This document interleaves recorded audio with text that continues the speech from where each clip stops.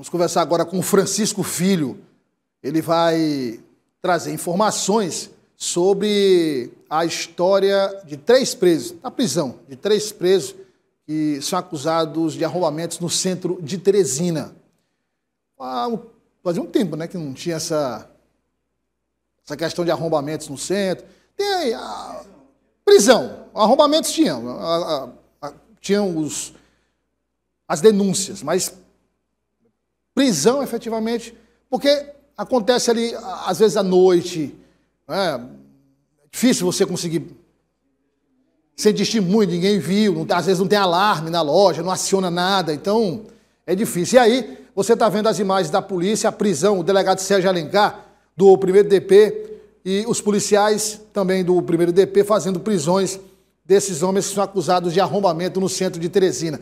Traz o Francisco Filho, ao vivo, para conversar conosco e contar a história desta prisão realizada pela equipe do 1º DP, Francisco. Boa tarde, seja bem-vindo.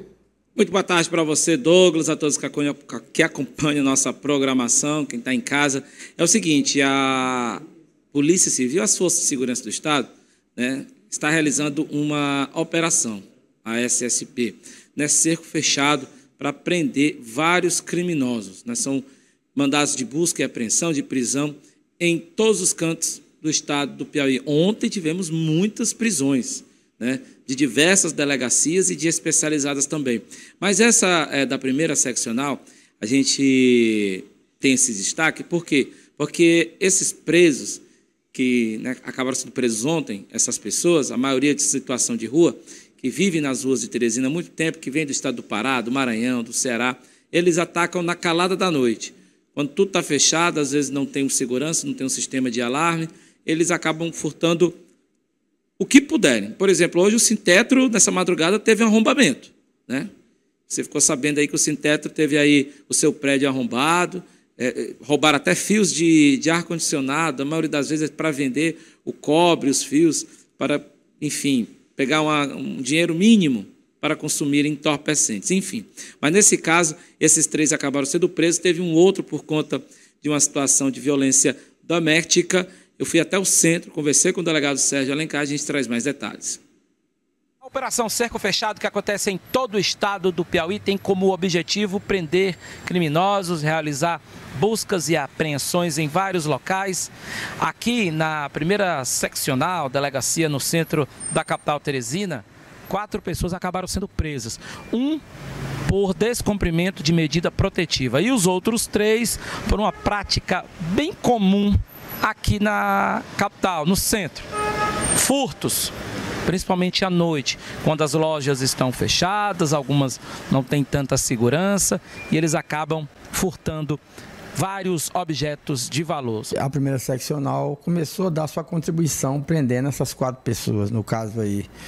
Uma pessoa foi presa por descumprimento de medida protetiva, no âmbito da Lei Maria da Penha, e 3 outras pessoas foram presas por furtos noturnos, né? São esses arrombadores que frequentam aqui, ou muitos até residem aqui no centro. Na verdade, são dependentes químicos que, para manter ali o seu vício, passam a noite praticando furtos. Esses aí não dispensam nada, viu, Douglas? Mas estão presos nesse exato momento, ficando à disposição da Justiça nessa operação aí, cerco fechado da Secretaria de Estado da Segurança. Gente, você, como usuário de entorpecente, Francisco, já corre risco, porque a droga não vai... eu lembro que tinha um ditado antigo que dizia o seguinte, bem no início do crime organizado, se usava muito na década de 70, 80, nas décadas de 70 e 80, no início do crime organizado no Brasil, usava-se muito essa frase, quem consumia drogas, quem fumava maconha, era a droga da época, fumava maconha, só tinha 3 destinos, sanatório, cemitério, não lembro o terceiro. Cadeia, sanatório, cemitério. Eram os 3 destinos, né? Fazendo alusão exatamente ao vício, que gera problema de saúde, a prisão, pela ilegalidade do uso de entorpecentes, e cemitério porque confronto na rua, criminosos ou outros usuários, termina acontecendo isso. Eu já contei isso aqui uma vez, faz muito tempo. Eu estava fazendo uma reportagem na época, Francisco, viu, meu primo? Estava no cemitério das Areias. Fica na... Em Real de Carvalho, né? Isso, em Real de Carvalho. Ali próximo a Angelim. Bairro Areias, né? Bairro Areias. Cemitério das Areias. Eu não lembro o que era, que enterro era, qual era a pauta, eu não lembro. Mas, enfim, eu estava lá no cemitério e tinha um senhor que trabalhava no cemitério. Esse senhor trabalhava lá, era tipo o zelador que cuidava, né? Um dos funcionários que cuidavam do cemitério. E aí, eu tinha feito já a minha parte como repórter, pego as imagens, entrevistas, e fiquei observando os túmulos. Curioso ali. E aí o senhor se aproximou, falou o seguinte, você sabe, aí ele disse, de 1990 e tanto, ou era 2000, no início dos anos 2000, nos últimos anos aumentou muito o número de jovens enterrados aqui. Você sabe mais ou menos quantos por cento representam os jovens enterrados hoje no cemitério das Areias? Não. Quase metade. Na época, acho que deve ter mudado, não sei, mas na época era isso. Falei, metade, quase metade, exatamente. Falou, ó, idades aí variando de 16 a 22, 23, 24, 25. Na época, o uso entorpecente,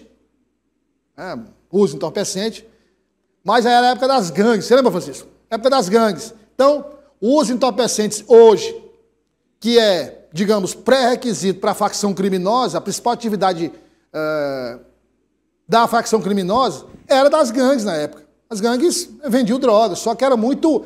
Hoje você tem facções, algumas, 2, 3, 4, no máximo. Antigamente era muito pulverizado, né? Bairro tal, tinha 2 ou 3 gangues. Outro bairro, 2 ou 3, era muito pulverizado.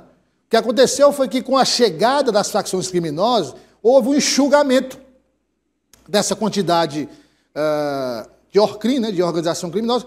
Eles absolveram essas gangues, aí tiveram que optar por essa facção criminosa, por aquela, diminuiu. Mas, enfim, é isso. E aí, o risco, por exemplo, nesse caso da prisão, você roubar um fio de ar-condicionado, rapaz. Quer dizer, é realmente assim, o último suspiro, viu? O fundo do poço. Você entra, corre o risco de ser preso, aí você vai levar só um fio ali do ar-condicionado, um objeto que não tem valor, ali vai dar o quê? 2 cigarros de maconha, 3 cigarros de maconha, uma pedra de crack. Então é só para você ter uma ideia da alucinação do usuário, o vício, entendeu? Para conseguir qualquer coisa que renda um mínimo de dinheiro para comprar droga.